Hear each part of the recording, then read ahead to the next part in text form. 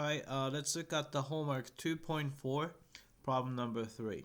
Alright, I'm gonna use GeoGebra here. Alright, so the function is f of x is equal to tangent squared. So it's going to be, let's see, tangent of x squared. So we just need to square this guy. Alright, so we have that. Alright, this is the picture. Okay, I'm going to move it a little bit. Alright, then we know that the x is approaching pi over 2. Alright, so pi over 2, so I'm going to just put x equals pi over 2. So that's where it is. Alright. So we want m value to be, for the first one, part A, m value to be 1000. Alright, so we're going to have to put that 1000. So y equals 1000. Alright, of course we can't see it, so we're going to have to rescale the y-axis. Alright, so I'm going to just 1000, so you have to pull it down quite a bit. Alright, here we can see it. And I'm going to stretch it out a little bit. Ooh, here. And here. Alright, so maybe I'm going to stretch out even more.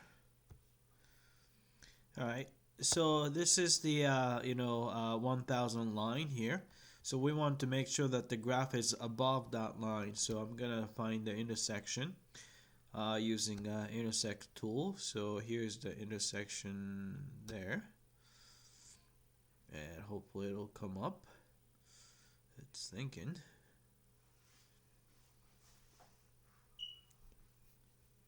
Alright, we got that and the other one. So I'll just click on that one. Alright. So you can see that it's let's see, 1.54. Let's see, and this is going to be 1.6. So you can see that here the distance here is going to be I'm going to actually have to find it. So it's a 1.54. Let's see, I have to see let's see how accurate. Round out to 4 decimal places. Okay, so I'm gonna have to full decimal. I'm gonna go to option and I go to rounding and actually go to 4 decimal places. All right, then I'm gonna do let's see, pi over 2 minus 1.5392. Alright, so which comes out to be 0.0316, and then I'm gonna do 1.6024, which is that number right there, and I'm gonna subtract the pi over 2 from there. I have the feeling so it's the same number. So it's 0.0316. Alright, so let's type it in.